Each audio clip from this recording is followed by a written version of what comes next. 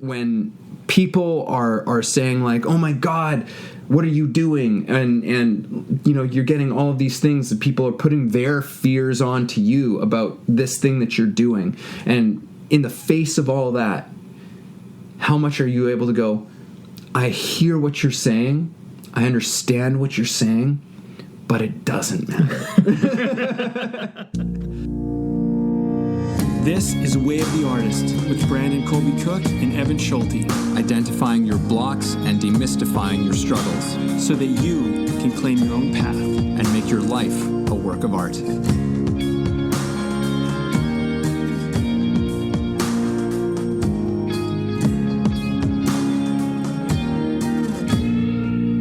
Welcome, welcome, welcome to Way of the Artist, episode numero dos, where we're covering a nice, juicy foundation of things. So, if you listen to the last podcast, which I would highly recommend you do, just because it kind of helps really preface this one here. We've got a kind of a 3-part series coming at you to kind of lay the foundation of what we're all about. So on the last podcast, we talked a lot about finding your path. That was kind of the thing going on there. We're taking on some big questions with that one as to really asking ourselves, what do we want? And what is our sense of purpose? And really kind of unpacking those ideas. How can we even approach those ideas? And get anything out of it? And that whole process of things. Today, we're taking it kind of to the next step. And this is all about embracing the path. Yeah, in a lot of ways, embracing the path is being on the path, it's living the path. Some ways it's believing in the path that you're on. And we're going to go and kind of take the last episode and we're going to kind of take this further because, I mean, I would say that the last episode was kind of creating some clarity for yourself. You know, getting a little bit more in touch, checking in with you, becoming a bit more of an authority over what you actually want as opposed to what you think you're supposed to want or what you think you're supposed to do. And now that you kind of have gone through that and you go, okay, well, this is what I want. Now we're actually doing it and a whole new plethora of things come up. Yeah, like because now that we're set up in a nice place of engaging with ourselves, engaging with our own sense of who we are, and maybe shedding a little bit of the pressures that we feel that of the things we're supposed to be and saying, no, I'm on this path. This is the direction I want to go in. This is the vision. This is the calling. I'm owning that this is what's happening. So now that we're kind of standing here, we're looking at this path before us. Yeah. And we're going, okay, where does it lead? Okay. What's going to happen? Okay, exactly. What could go wrong? All of these things. All this stuff's going to start coming up. Yeah. The other thing is, I want to say this just from the top. Yeah. We had talked about this a bit before, but, these first episodes, we're talking about, your path. We're talking about this path that you walk, this metaphorical kind of journey you're on. That is your own way of going about this. You are the artist. It is your way. And as you go through this, the important thing to remember, especially at this stage, is it's not about knowing what the destination is yet. Mm-hmm. As much as you kind of go, well, I want to do this so I can get there and make this happen and all of this stuff. That if you get too far into the destination, you get too far into like what this is supposed to look like and too far into expectations, what's going to end up happening is a lot of fear and a lot of overwhelm is going to happen. So my suggestion, this is my suggestion to our audience members, is think of this more as, like Evan called it, a calling or a magnetism. In some ways I like to think of it like an energy. It's like, where do I kind of like feel like I want to direct my heart and my guts and my mind and my body? Like, where do I seem to want to go? Yeah. Right? Or and then from there, I can find my way. Yeah, almost like a gravity. You just feel this, like, a pull in a direction. And that's amazing. That's the thing to for us to be listening to be connected to as much as possible. But as we go on, and I want to say, like, as we're talking about this has implications not just if you're beginning on an artistic career or endeavor for the first time in your life. This is also something, if you're already involved, there are so many evolutions that we go through as artists and decisions and deeper layers of our artistry to be uncovered. And in terms of, like, these things, while they might sound like they're a very early off point, we kind of keep finding ourselves coming back to these places. Yes. So if you are a practice artist, I would encourage you to take some of this in, because we want to offer some stuff to you as well in all of this. We try and work with these principles that seem to be fairly universal and kind of timeless. Yes. Almost. So something else I want to say just before we get too far into this. You know, I personally have been an artist, and I've been on my artist path, I can say confidently, for about 18 years. And on this journey, there's been ups and downs, there's been twists and turns, there's been surprises, there's been disappointments, there's been glorious victories. It is been a wild ride. It's been an amazingly fulfilling and yet challenging journey. And the thing that I can say at this point that I've really kind of come to is, you want to think of this as chapters of almost like a book. And when you're starting out, you might be on the first chapter. But if you've been doing this for 20 years, you're on another chapter. Mm-hmm. And this is still relevant. This embracing the path, every time you start a new chapter, you have a new embracing thing to do with your path, you know? And I can kind of relate to this. I'm just going to share one thing personally. Like, I'm moving from a place I've been in for the last 5.5 years. I've written scripts. I became a working hired writer while I lived here. We started our initial podcast, and we recorded 165 episodes in this place. Mm-hmm. There's a whole lot of life that has occurred here. When I leave this place, for me, in a lot of ways, it's a bit of an end of a chapter. And as I move on to the next place and the next place that I go, I'm in some ways starting again, and I'm embracing a new part of my journey. And so all these things that we're about to talk about today, I'm finding very relevant just to what I'm going through, even after 18 years of doing this. Oh, yeah, absolutely. Yeah. Because there's always a next step, a new thing to discover, a new thing to explore within ourselves and within our artistry. So, with that said, where we start with embracing the path, a lot of this is because as we go into something new, something unknown, there's usually a whole host of fears, a whole host of worries that come up.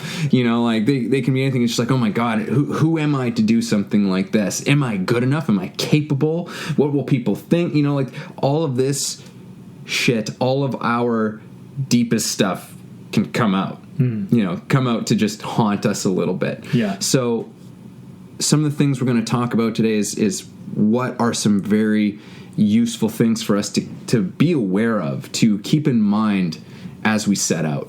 Yeah. And we have a couple questions that I think we want to ask you to start this off. And there's things you can kind of ponder as we get into the rest of this. Yes. So the first one is, how does one embrace their path? You know, I think this is the thing that we all kind of have to ask ourselves at some point, is like, how do I embrace this thing? How do I actually go and be and live this thing? And it's not as simple sometimes as just, do an acting class or whatever, but maybe it is. You know what I mean? Yeah. It's kind of one of those things where it's, we're going to get into this. So I really want people to start thinking about how do you embrace your path? Yeah, because this is as always, we can't tell you what your path is. This is something that you need to engage with. It's almost like a dialogue you have with yourself, and to ask yourself these questions and see what starts to bubble up to the surface. Mm-hmm. And it makes things way more interesting as well. And I guess the other question is, what does it take to walk your path? And I would take that question even maybe a little bit of a step further. It's like, what does it take to walk this path with joy? Because otherwise, what's the point? Yeah. In the whole thing. So I think some of the things we're going to talk about here now that we're getting into might give some helpful ideas and thoughts. Yeah. As far as that goes. So the first thing I would like to start off with in this one is beginning. Just beginning. Yes. And how does, like, to just step into starting that first step onto the path. To just begin is the first most important thing. And there are a few things that go with that. It's the easiest and the hardest step you'll ever take at the same time. And it's the hardest because it's like shifting from neutral into first gear. It's the only time that you could possibly stall. Really, once you get past that point, it's actually hard to stall. You will find that you have a certain kind of momentum. It's actually very easy to kind of switch gears, and kind of change pace and do stuff. It's just going from like where you're at right now, where you're not really kind of directed with any sort of kind of power or force, to being directed with power and force. And that shift, that can be kind of a challenging, kind of scary thing. And the reason why I say it's hard is because we get in our own way. We make it difficult for ourselves. We get overwhelmed. We get all worked up in fears and overwhelm and future. But it's actually so easy. And I think, Evan, you're really good at talking about, especially with all your Meisner training, just be present. Because that is really the art of beginning. If you're totally present and you let it, all of a sudden it's super easy. Mm-hmm. But if you're getting all caught in the future and the past and like, what will my parents think? Yeah. It's very difficult. And here's another part of this whole beginning phase, because how do we make the beginning easier on ourselves, gentler on ourselves? And there's a few things I think that are great to keep in mind with this. And one thing, we've already touched on it just a little bit, but a big part of beginning and embracing the path is also embracing the unknown. And that's really a big reason why we have so many fears. So most of our fears are because we don't know. Right. And as we learn to accept the unknown, because we can never know. We can never really know everything that's going to happen on the path ahead of us, right? We love to use like hiking or road trip kind of analogies on this. Love road trips, love hiking. Exactly. And just like, but as far as like, if we use like a road trip, you're planning a road trip, you can know the place you want to end up, the place that you're on the way to. You might know the roads that you're going to take and, some of the places you're going to be passing through, but you will never really know that trip until you do it. Yeah. You will never know every twist, every turn, every curve, every tree, every rock, every lake, every, who knows what is going to happen. You will never know it until you are actually there doing it. Mm-hmm. And it is those unexpected things that are always the moments that take our breath away, that are the things that we remember. Yeah. And often end up being the most important things that happen. Yes. Because we weren't prepared for them. We weren't expecting them. And that gives us a feeling of aliveness. So this is how we can begin to embrace that unknown aspect of it. Just like, no, you don't know what's going to happen, and you will never know exactly how it's going to happen. Right. But that's amazing. Yeah, it is amazing. I mean, if you take the road trip analogy, you drive your car across country or whatever, you have a certain expectation. You have this, I want to go to this destination. We did it. We drove from Vancouver to Los Angeles. I've actually driven from Vancouver all the way down to La Paz, Mexico, which is twice the journey. It's 48 hours. And I can tell you that the I-5, is much, much different than the highways in Mexico, which are windy and there's trucks careening around the side, and it's just and then there's flash floods that have happened that have wiped out certain areas of the road. Wow. It's a different part of the journey. Yeah. But, if I expected the Mexico part of the journey to be like the American state part of the journey, when I got to Mexico, I'd be like, "Whoa, this is crazy," And the thing is that that's kind of what happens. You go through different terrain, you go through different environments, and the thing is you might have an idea of what the weather is or what the seasons are like, but there's all sorts of funny things that can happen. I remember on our LA trip. I don't know if you remember this moment. I'm sure you do, but do you remember we were coming in just over the California line from Oregon, and we're driving up that big, massive hill through the mountains, and I thought there was another gas station that was coming up, but we realized as we're quite far into the northern part of California that we were running low on gas, and it was pitch black. It was pitch black. And it was pouring rain, and it was super foggy. Yeah. And we were like, oh my God, we might have to spend the night here in the mountains because the car might run out of gas. And this is very great analogy for how, the way of the artist kind of goes for us. Because you go into something thinking, I have enough fuel. And then all of a sudden you get into a situation going, man, I don't know if I have the resources to pull through here. And so I remember we pulled off the highway because we finally found a gas station.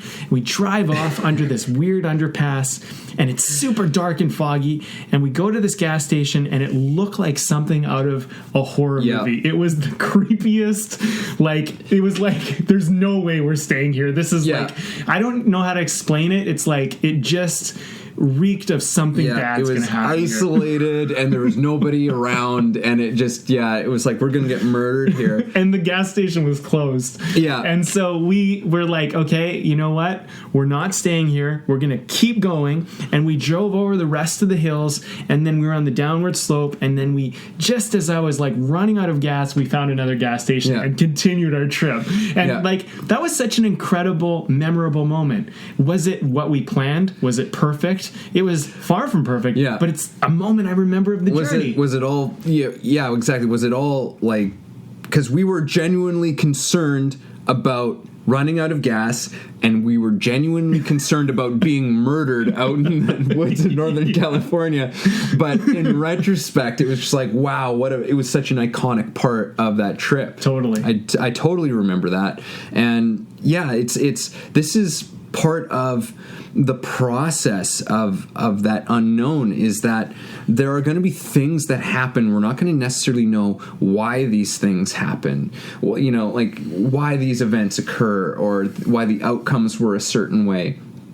But a big part of this thing is trust in all of that, is not knowing but beginning, and then trusting that it's going to lead us to wherever we need to go. Yes. Because, you might as well. Because the other option is we stay stuck in our fears, and that cripples us. It really destroys our creativity. Yeah. And it just pollutes our quality and sense of our lives at the same time. So it's really not too difficult of a decision when we can see it that way. It's just because by trusting, by embracing that unknown, by stepping out there, we get a part of ourselves, that part that called us to do this gets to come out and play a bit more than when we stay stuck in our fears of but what if this, and what if that, and what if all these things go wrong? Well, none of these things are real anyhow. Could they happen? Yeah, maybe. Is it likely? Oftentimes not even. But the important thing is to not let these things stop us. So we're beginning, embracing the unknown, trusting that we are on that path that we've set ourselves up for, based on our calling, based on what we want and what our sense of purpose is. We stay connected to those things, then we can engage with that sense of trust that it's like, okay, well, I'm doing what I believe I'm supposed to be doing. Right. Even though I don't know how that's all gonna play out. Yes. And, these things that we've been talking about, this trust, this beginning, the unknown, these are a sort of principles or laws that Evan and I are going to get into, and many more, about your way as an artist. These are things that it doesn't matter what artistry you're doing. It doesn't matter what you're doing in life. If you follow your own path, you are going to face all of these things at some point. And what Evan and I have done is we've really kind of investigated these things with our own processes and with other artists, and done an extensive amount of research and investigation to these types of things. And what we found was there's a parallel across everything. And something that I've noticed in particular is that when you start following your own path, when you become the authority of your own journey, you'll often find, and I would not be surprised if everybody can relate to this, that it actually calls you into the unknown. It does not call you into the known. And so much of our life are we trying to be going I want to know.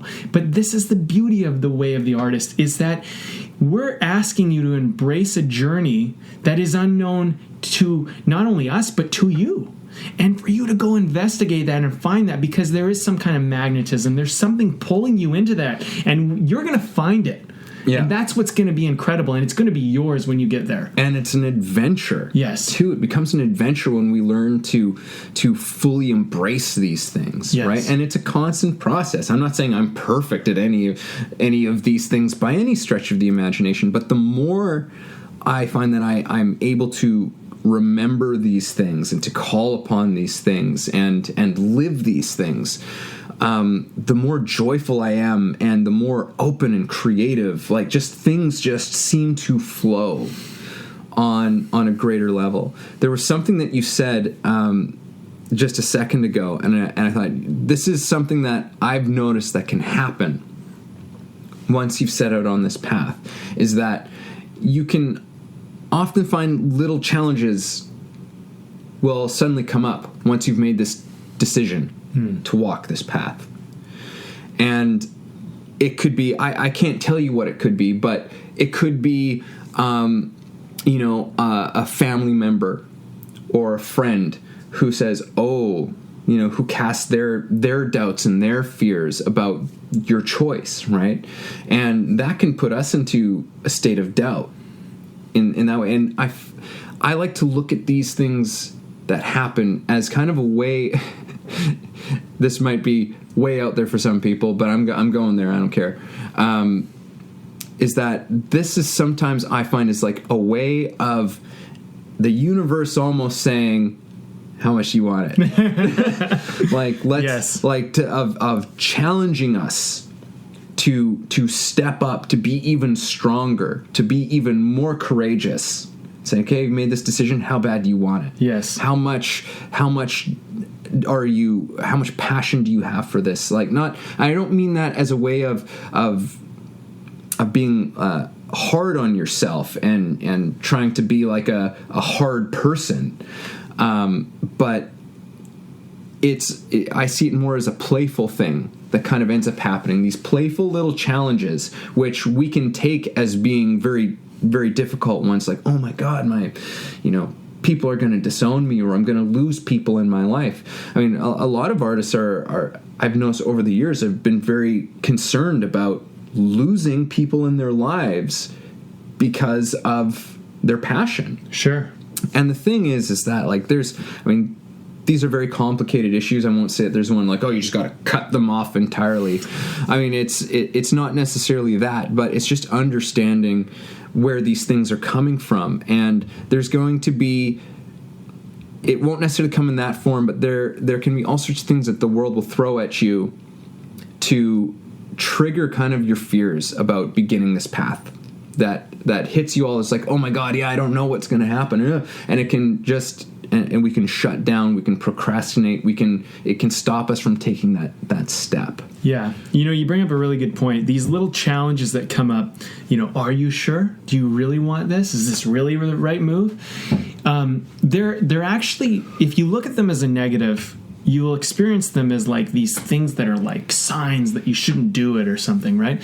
But I would encourage you to embrace them as an opportunity. And I would say look at them as an opportunity for you to get clear on your values, because there's always going to be a competition, in my opinion, between fear and comfort are very closely related. They're best friends. And safety in some ways. But and then values. What are your values? And the thing is that if you actually get in touch with your values, you will realize that things that were once scary are no longer scary anymore. I think people scare themselves out of doing a lot of things because they don't allow themselves to get in touch with what they really value. And sometimes I think this, we talked about this magnetism, we talked about this like calling, right? A lot of the time your values are what calling you, and your fear is then standing up and going, maybe not, right? But the calling is your values, and you want to look at this calling. You want to look in some ways, embracing the path is embracing your values. What really matters to you? What's really important in this lifetime? And then if you answer that, you might find that like, well, I'm not going to be scared of that. Why would I? I only got this life. I better embrace it, right? And it's also like the values is also like it's embracing the love. It is embracing that part of ourselves, and like which of those two things are we spending most of our time and energy with? Are we spending it more time with the things we love that bring us joy, with our values and that calling,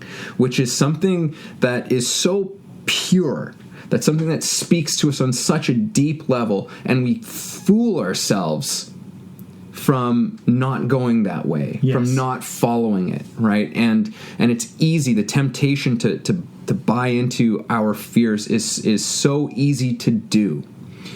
I like how you said easy, because I think sometimes we ask and we wish for an easy life. And easy, we're wishing for comfort. And that's why I think fear and comfort are so closely related to each other a lot of the time, because fear is in a lot of ways to keep our comforts in place. And the thing is that if you get in touch with your values, you will actually find it's easier to do the thing that was once perceived as hard, and harder to do the thing that was scary. But in the beginning, this is why, I said earlier, right? It's hard to switch from neutral to first gear, because when you're in neutral, your fears seem easier. But when you're in first gear, your values seem easier. But it's hard because that's the shift you need to make. But you can there's a little hack. If you get in touch with your values, taking that beginning action step actually becomes kind of easy. But you can just take the beginning action step and then kind of start experiencing your values. But either way, just like almost throw yourself in. Well, I mean, it's getting like, as we discussed in our first podcast, which is why it's so important to ask ourselves and continually ask ourselves and watch the evolution of those questions of what do I really truly want, and what gives me my sense of purpose? What is my sense of purpose here? That helps us connect to those values and the things that we love to do. And it's about really spending our time with that, encouraging, putting our energy into those thoughts, into those feelings, as opposed to those fear thoughts, as opposed to those doubt thoughts, right? Which, like, what do you have to lose? I think I love that you brought up this thing with fear and safety and comfort, having this kind of relationship with each other, because they do have this bizarre relationship, but it's actually a very twisted one, because when we're living in our fear, it's often because we don't want, we're trying to stay comfortable and we're trying to feel safe, but there is a price to be paid for that. There is always a price to be paid for it, because there is something that inside of us starts to feel so uncomfortable and so unsafe after a while, living in that kind of fear space. On a certain level, we feel kind of comfortable. We feel safe in our little bubble. But, I mean, if you're an artist, there's this thing inside of you that's just screaming. And you're sitting there being like, "Ugh," frozen. Well, right? And it just, and it becomes painful. And then when it becomes so painful, it's the unsafe thing to do. It is it's so uncomfortable now. You've lost the very thing that you went for, right? That you bought into. And I can speak from personal experience on this, you know, just like not like hanging on my inspirations and not moving on things. And it becomes such a deep ache when we don't move on these things, when we don't follow our passions. So the thing that we actually try to set out for, of that comfort and safety, it ends up working against us eventually. And so that's why it's just learning to embrace the path, learning to embrace the unknown, and stepping out into what feels uncomfortable for us, but actually speaks to kind of our higher calling, is really the only safe choice to make. You know, I as we're talking about this, and I want to remind everybody about the questions we asked in the beginning. How does one embrace their path? And how do you embrace your path? Yeah, and what does it take to walk your path joyfully? Right? And I think the thing is that when you start to think about this, it's your path. It's nobody else's. So like in some ways you got to kind of let go of a lot of what your schooling has taught you, your parents have taught you, what media has taught you. And you kind of got to allow yourself to open up a little bit and start to consider the fact that you are pulled in a direction that is just, it's very unique, and it might look like someone else's. For example, you know, you might be pulled to be an actor, and someone else, many other people are pulled to be an actor, but that's just the one little tiny little bit of your path, you know. And you know, you might be called to kind of express yourself through acting, but it doesn't necessarily mean that acting is your journey. It just means that right now, acting is going to serve your journey somehow. And I think the thing is this is the danger I think a lot of young people go through. They go, I really want to act. I love acting, you know? And then they go, I'm an actor. I need to be an actor. I need to be successful as an actor. Well, the thing is your acting classes might be there to serve you to do some greater thing. And so if you get too caught up in the idea that you need to be an actor because you're in acting class, and then, you know, 1 + 1 = 2 kind of like simple thinking, what ends up happening, this kind of almost limited thinking, you know, maybe you are meant to be an actor, but maybe your acting is actually meant to lead you to something. So let me just share a personal story, because what I'm told from people is they like to hear personal stories when you talk about concepts. So when I was 16, I was in school. I was acing stuff. You know, I was in a drafting and design program. I was being primed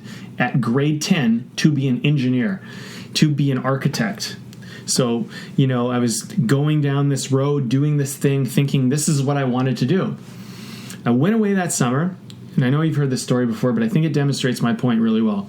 I went away that summer and I made a film for fun, not because I wanted to be a filmmaker, just because I thought it would be really cool to do with a bunch of my friends. It turned out to be a really big success. We had an incredible experience. I came away that summer and said, I don't want to be an architect. I want to be a filmmaker.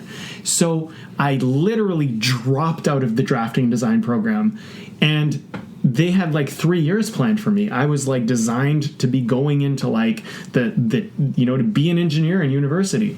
And I said, I don't want to do it. I want to go into the film program. But here's the thing. They said, well, the film program's full. Everybody, like, they actually had a film program, but it was full. You couldn't get into it. And so I was like, all right, well, there was a drama teacher, and she said, well, she was going to do this kind of, only 5 people could be in this class, but she was going to take 5 people, and she was basically going to kind of teach them to be directors, and we got to use the theater group. So I went into this, and I started directing the theater group, and I started making these little films, and we had to pitch the films we wanted to make.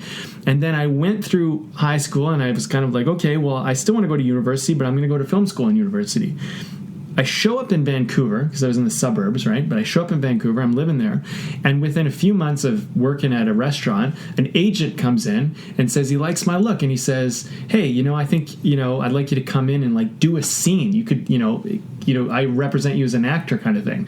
Turned out to be a really big agent in town, and then I did it, and he took me on, and all of a sudden I became an actor. He says, but I want you to go into acting class. So I started out as a architect, went into filmmaking, then went into acting, and then I was started in my acting class pretty soon. My teacher was like, we wrote scenes, and my teacher was like, you're a pretty good writer, you should start writing. So I started screenwriting. Now here's the thing.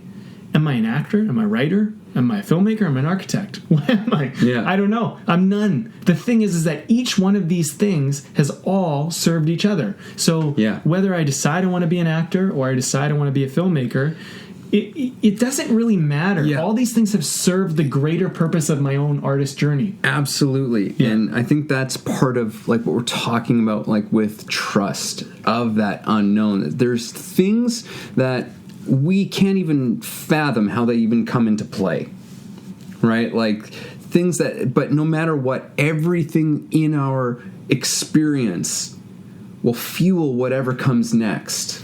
We take that wisdom, we take that charge with us no matter what. And, it's such a human thing to do that we, we judge and we criticize the things we went through. We have our regrets and this and that. And it's just like, no, like it's trust. Bring yourself back to now, that presence and trust. It's like, no, you're exactly where you're supposed to be at all moments in time. That attitude, that when we go through our lives more with that attitude, again, we open ourselves up to a more joyful career, a more joyful life, and we make ourselves more available, I think, to amazing things happening in our artistic lives. And again, I can't say what that is, but it's an unknown, but it's like it's a beautiful thing. It's interesting because I want to say another thing too. I shared a little bit of my journey, right? And people could look at me, they can look at my IMDb credits, and they can look at where I'm at right now in my artist journey. And they could say, well, you're not that successful, you're not super famous. Who are you to tell us what to do? Well, here's the thing. If you start judging people's journeys based on their material or external success, that's your value, not necessarily that artist's value. There was a moment in my life which I would not trade for anything. I would not give it up for an Oscar or anything like that. I have perspective on it now. When I was younger, I might have thought, the Oscar, winning the Oscar, most important thing in life. Yeah. I could care less about that now. But my values have evolved and I've grown as a person. But you remember a month ago I was telling you, so I built this show, right, with my friends. We built this show, Soldiers of the Apocalypse. We had 123 people at one point doing this little web series production, this TV series production. Most people, 95% of them, showing up out of a labor of love. And I remember just thinking like, what? Wow, look what we've done. And I remember telling you this because I got super emotional when I actually voiced this out loud. But my whole thing was like, I just wanted to show everybody, look what we could do. Look what's possible. And we made this incredible show with, 42 actors and all these crew. And we had the whole city was like there helping us. This is the most incredible moment in my life. These moments, not just one, there was many, many moments. The thing is I look back at that and I go, did it get me a massive amount of success? Did it turn me into a star or something? No. But it was one of those things where I was living my life exactly, fully, 100%. I was living my dream. Mm-hmm. And so the thing is that I want to kind of point this out too, as you embrace your journey. Embrace it on your own terms, with your own values. If your parents come around and say like, hey, well, you're not really successful, you're not really making money at this, who gives a shit? You know what I'm saying? Like, it's what matters to you. This is your life, you know? And so, like, listen, here's the other thing. I have lots of people that have come to me and said, you know, you're actually doing it. You're living this thing. And I went and I did this safe job and like, I hate this thing. And I show up and I do this stuff. And I think sometimes, you know, I put pressure on myself. I think maybe I should have done the safe choice. But then I stop and I kind of really connect with like, what are my values? Yeah. My values as a young man, and still today, where I want to go and I want to pursue my dreams and live my life. I'm not saying it's better. I'm just saying it was for me. That was my truth. And I was magnetized. I was pulled to that. Yeah. So what I'm kind of just encouraging, when you embrace your path, it might be about commercial success, and there's nothing wrong with that. It might be about just painting for the love of painting. Mm-hmm. Nothing wrong with that. It's up to you. You get to decide. Yeah, and it's all like it's all about the feeling. You know, that's how you know. It's the feeling. It's how you feel inside. Yes. About what you are doing in your life. And I want to clarify that because I think this can be confusing. Not any feeling. The feeling of love. Yes. The feeling of passion. If it's the feeling of fear and comfort and that shit, that's not what we're talking about. We're talking about love connection. Yes. Like this thing that matters to you, you know? Yeah. And I think that as you're talking, this is just kind of like coming to me right now, but, you know, people talk about, you know, to have courage and to have grit and determination. And it's just like, you know, I know for myself at least, when people have thrown that kind of stuff at me, you know, I just kind of like get turned off by a whole lot of it a lot of the time, you know. But what I'm kind of grasping now is that just like what that really means to have courage, to have grit, is to stay committed to that love, to stay committed to that passion. That's really what it's all about. How much are you driving your life by that? When people are saying like, oh my God, what are you doing? And you know, you're getting all of these things that people are putting their fears onto you about this thing that you're doing. And in the face of all that, how much are you able to go, I hear what you're saying, I understand what you're saying, but it doesn't matter. I am doing this because this is what is in my heart. This is what is in my soul, and I am doing it. Yes. And I am doing it because nothing else could ever be as important as that. And nothing is.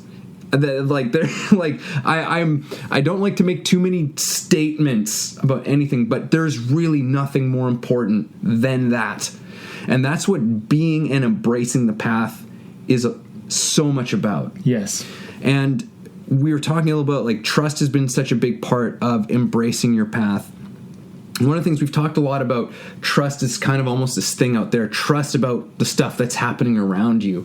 But I also want to talk about trusting what is in you, because that is, if not equally important, more important. Yeah. It doesn't seem like it because we're not taught that way. We're taught to pursue all these material things and to kind of demonstrate validity to the outside world. Yeah. But to trust yourself. Yes. That's like, that can be a very challenging game, you know, but it is so vital. It is so essential. And the whole thing about like trusting who we are, it's like, what I mean by that is like, what do you think? What do you feel about life, about what's going on? You know, like about, you know, you have a unique perspective. You have a unique experience of the world and of life. And that is what is going to fuel your art. Your life fuels your art. And that requires you to have a connection, a very personal, deep connection to your own life. Right? To really consider your own life. And that makes us stronger in our work. It makes us stronger in taking our steps, because if we don't trust our own selves, we're getting battered around by the opinions of everybody else. Yes. This is a big thing that I have been battling of late, and have kind of recently, I feel, worked through, and it's been a massive shift for me. When I was younger and I was creating the show and doing all of that stuff, I had this very strong internal locus of control. I had this sense of belief that it was possible and that I was the kind of person that could do it. But I want to point out, it was a very unconscious type of belief.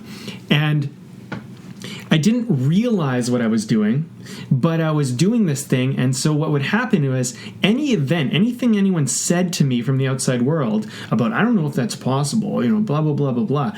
I kind of just almost was like, I don't care. It doesn't matter. Like, I'm going to do this thing. I believe it's possible. I have this vision. I don't know why. And I believe I'm the kind of person that can do it. And sure enough, pretty soon, we had, as I said, 123 people on a set that, we're creating a military spy espionage explosion action show that on no budget, basically. And we're doing this. And the thing is like, before that ever happened, I remember the point where people started to believe me. They started to believe it was possible. Because initially when I told people what I was going to do, they were like, yeah, sure. But then I remember people were messaging me from London, England, saying, how do I get on your show?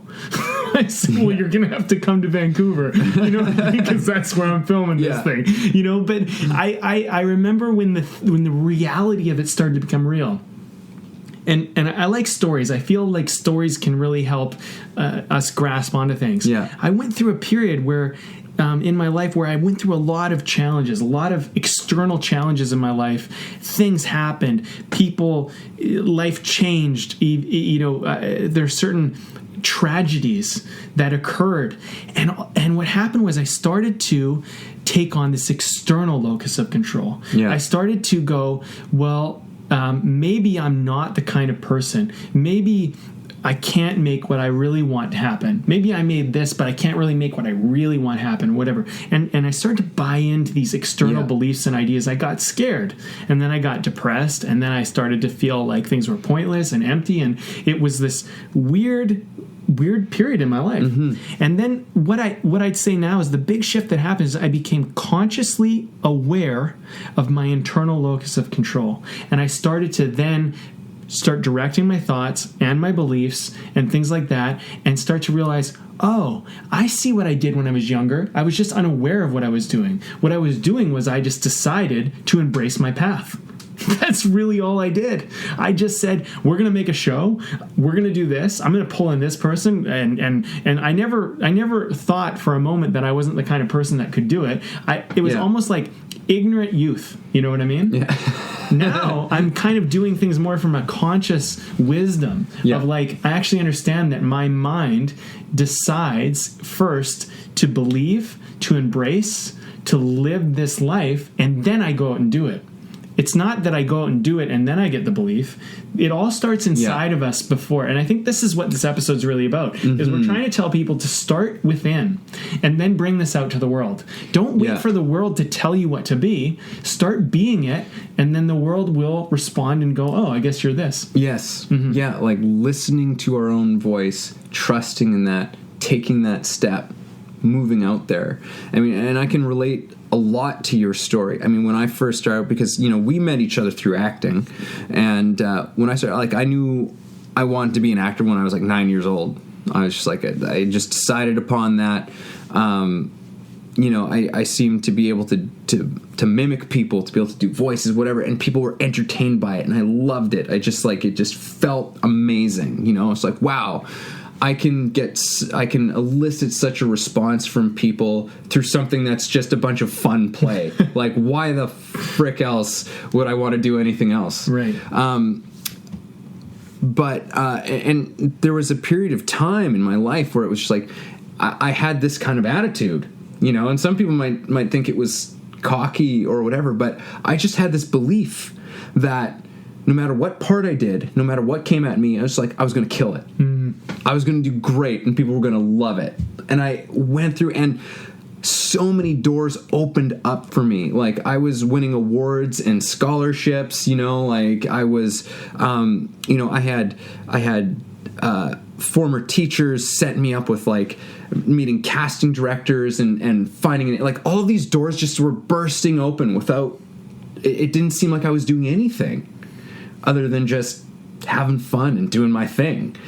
And at some point, I took a couple of my experiences that I had, a couple of things that didn't quite go as I wanted, and next thing you know, I went, oh, maybe I'm not going to kill it. Maybe people aren't going to be entertained. And then this doubt crept in. As that doubt crept in, the more I started to buy into that, the unhappier I became, the more I was just like, what am I even doing here? What am I doing this for? And also at the same time, I found the opportunities just seemed to be shrinking. It felt like the whole thing, like at first it was just like, I can do anything. And all of these things were just coming at me.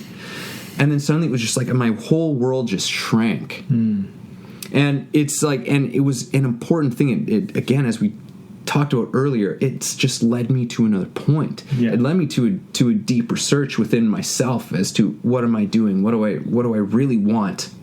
What is my purpose here? And starting to find that, and a whole new arena opens up, and I start to find a whole new sense of confidence and belief and trust in what's going on. And now we talk about this on this show. Well, I think and with your story too, like, and the part that I relate to too is when I was younger, a lot of my rating as to whether I was doing well or not was based on external success. Did people like me? Did they accept me? Was I admired, respected? Did I get recognition? Was I winning awards? Was I getting what I wanted? Was the material world aligning up the way that I needed it to line up? And this is the thing that I've learned recently. This was one of the big shifts, was that some of us, we actually go out in the world and we get immediate success with the material external world. And we build exactly what you talk about. The whole world seems open. The problem is it's Murphy's Law. Eventually, the external world is going to say no. It's going to close the door on our face. And sometimes I think the whole side of it is it close a few doors all at once. Yeah. And all of a sudden, the world that seemed like it was embracing you and opening to you, and everything was wonderful, suddenly seems to be closed and small to you. And that's when you really find out what how you do life. And the thing is here's the thing.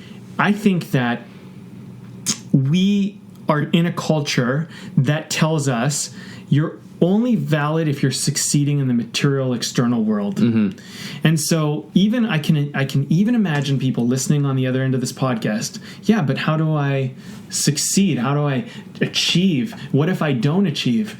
That's the programming. That's the problem. You don't listen to your own voice because you're always filtering through this other standard of material external success. And because you don't listen to your own voice, the success that you're looking for will always kind of remain a mystery, will always just kind of remain out of reach because of where we're coming from. Like what we're coming at it. Where's backwards. our focus? If our focus is in here, is over there, and it's not right here. It's not on the thing that we're doing. It's not on the step that is right in front of us. Exactly. And I think we're going to get into the simplicity part of it. Yeah, I don't want to miss out on this because this is a crucial. I guess crucial. We'll say crucial. It's crucial, but it's a very important part. It's a very important part about this because in terms of that whole beginning step, right? Especially, setting out onto that path, simplicity is such an important thing to keep in mind. And basically, what that means is that don't overcomplicate things. Don't overcomplicate this thing that you are doing. Don't get caught up too far. Don't be thinking about 10 steps or what might be around the corner over there. Just right here, right now. What is here right now, presently, that you can do, that you can win, and doesn't have to be anything insane. Mm-hmm. And when we can keep that sense of simplicity of just doing the next kind of basic thing, even if it feels like it's not enough. Very often, it always feels like, I don't feel like I'm doing anything with this. Doesn't matter. That's the first step.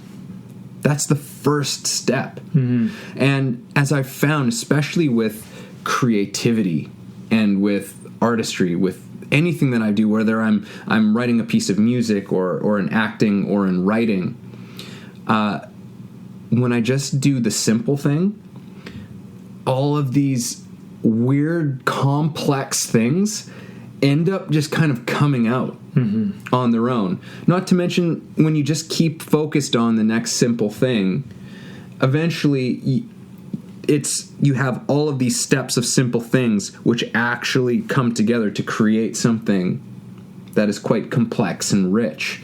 So all of these things that we've been talking about, they have such a relationship to each other. We're talking about beginning, simplicity, the unknown, trust. Yeah. We're talking about, there's, and I think there's another part too, which we haven't mentioned, which is that there's a process that you're in. I think we've been talking about the process, actually. And we don't really need to get into it, but there's a process to all this. And I think the thing is when you talk about simplicity, it's like, it's this simple. People, like, I've written every day, this. Yeah. And I'm just going to share this because I think it's important. I've written for over 2,000 days in a row. That's over 5 years in a row. Never missed a single day, no matter what has occurred in my life. And the thing that I'll say about this, you want to know how to win this game? Every single day, at some point in the day, you open your writing instrument. You open your journal, you open your laptop, you get a clean piece of paper. That's the first simple step. You have to do that before you can write anything. Don't even worry about whether you're going to write good stuff or bad stuff. It's irrelevant. Have you even opened your journal or opened your book or opened whatever it is that you're going to write in?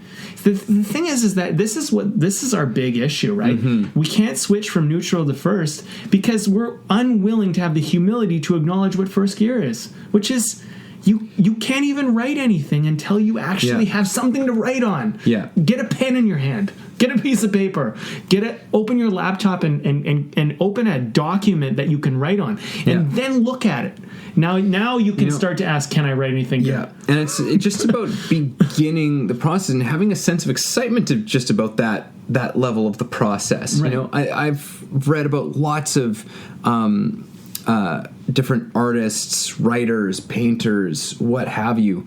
They have a ritual before they begin their work. But even though the ritual is them already starting the work, right? But it's in a way, and I'm just kind of realizing this now because I've heard about this and how effective it is, right? Because I don't really necessarily have rituals for myself, but it's kind of creating a sense of enjoyment about the beginning, about starting. You have a ritual. It's like, okay, this is how I set this thing up here. I sit down with my coffee. It's this process. It's like, all right, an initiation into it that is like, okay, first step, second step, third step, creating enjoyment around that whole thing, about that humble step forward. Because I think creativity loves a humble step forward. I think so. Right? It embraces the person who makes the humble step forward, right? Who just says, I don't know really what I'm doing, but here I go. I'm going to open this up, and I have my pen, I have my coffee, the music is on, and I'm going to start with the first word. Yes. And then the second word. And the third, and then suddenly it's just spilling out. Yes, and the other thing too is when it comes to something like persistence and showing up time after time with consistently day after day, you got to give yourself some room to not be anything other than where you are absolutely just at, and the thing is like, I have days where I'm writing and I'm like, this is incredible, I'm writing the best stuff of my life, and then I'll have other days where I'm like, fuck, I just want to get this journal entry over, and I just I got nothing to say, and I'm gonna write one paragraph in my book that I'm working on, that's it. Yeah. I mean, I'm not doing it anymore because but I could write one good paragraph. I don't know if I can write a whole page or a whole section, but I could do this. And the thing is, you make it winnable. You make it like this little thing that you can do. And the thing is a lot of this stuff is just showing up. It's just simply going and just doing that action and not letting fear and all these stories and all this bullshit talk you out of it, right? And I think simplicity is this wonderful thing. And, Evan and I are going to get into simplicity and process and beginning and the unknown and trust. We're going to get into all this stuff in way more detail. Yeah. But, right now, the key thing is we're trying to encourage you to go embrace your path. And we're trying to help give you some tools so how to embrace your path and what it'll take, Yeah. And then I think you brought a really good filter in. How do we do this with joy? So it's not this painful, Because otherwise, thing. What's the point? Yes. Yeah. You know what? This beer is pretty good. Yes. Yeah. let's talk about this. So, how are you liking it? It's been going down real good. Yeah.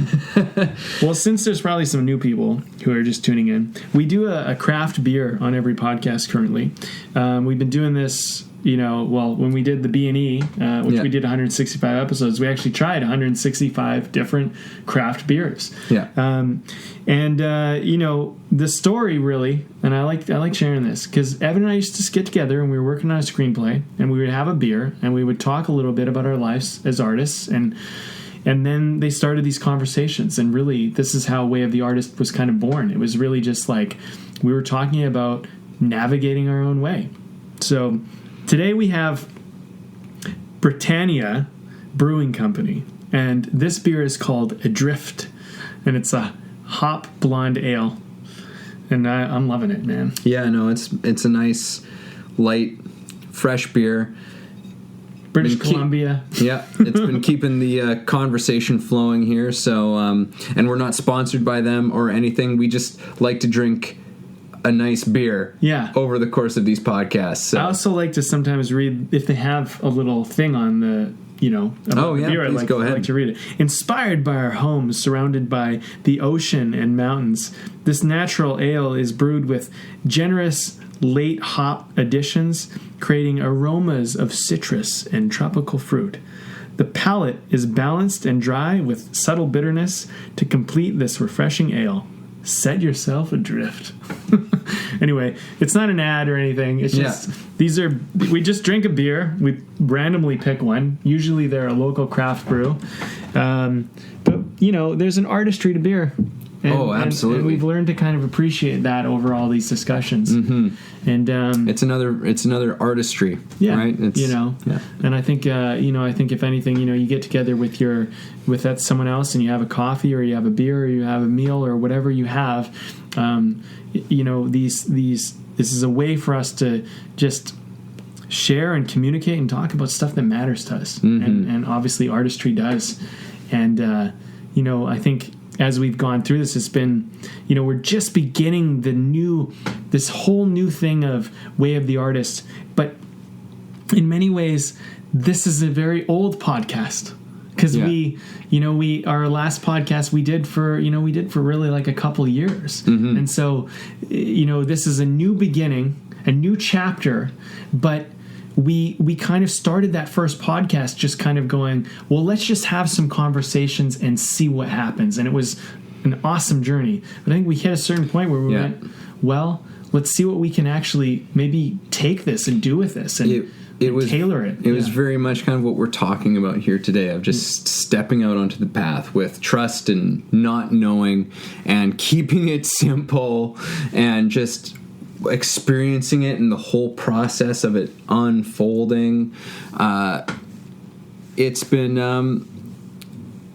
yeah, like in many ways, it's very much a symbol of what we're talking about today, and how far that has come, and all the amazing twists and turns that have happened along the way in our careers and in our lives, and with this show.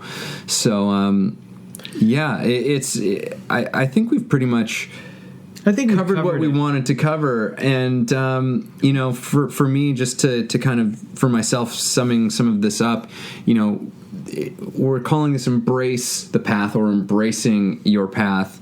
And a lot of things we were talking about, it's like, embrace the unknown, embrace just beginning on wherever you're at, this new thing that you've either just first foraying into, or this new evolution that you've found yourself in as an artist, or and embracing simplicity, embracing this whole thing just unfolding with a sense of trust. That's the biggest thing that I can try to impart in this episode, and getting yourself going. Yeah. I think the thing that I want to leave people with, because we were originally going to call this episode Being on Your Path. And, I want to offer up an idea that being on your path, or embracing your path, is like believing in your path. And if you break down the word believe, it's being and living. Be as though you live, right? And this is your life. You get to be, and you get to go about it how you want to go about it. And the thing is don't live your life based on someone else's values and someone else's standards. I hope that this episode makes you kind of walk away and maybe think, like, what do I care about? What is it inside of me that matters? And if this made you consider that was valid, then I think we achieved the goal here. Mm-hmm. And the next episode, if you haven't listened to the first, definitely listen to the first, because it will inform this one, and it will inform the last one.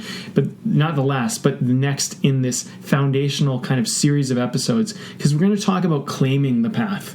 Yes. And this is going to be really cool. Which is kind of, claim your own path is that's our slug to the whole thing. Yes. That's kind of our motto. So the next one's going to be some juice, man. I mean, I feel like we've already dove into some juice with this one, but it's just going to keep going. Yes. With the next one. And so these first 3 episodes, if you've listened to this before anything else, or maybe you listen to it later after you've listened to later episodes, who knows, these are, our idea was, we wanted to build a few foundational episodes that really kind of just give you what you need to start going on your path. And what's really exciting is no one really knows what that is, not even yourself. And, at first you're going to find it. Now you're going to embrace it. And the next thing is you're about to claim it. And once you're on the claiming, it's like, I think you're going to start to see that the world opens up to you in a new and very cool way. I felt that as you said it. I was just like, ooh, yeah, I feel it, man. I feel it. Yeah. And I hope you feel it too. Yeah. All right, everyone. Thanks for tuning in. Bye-bye.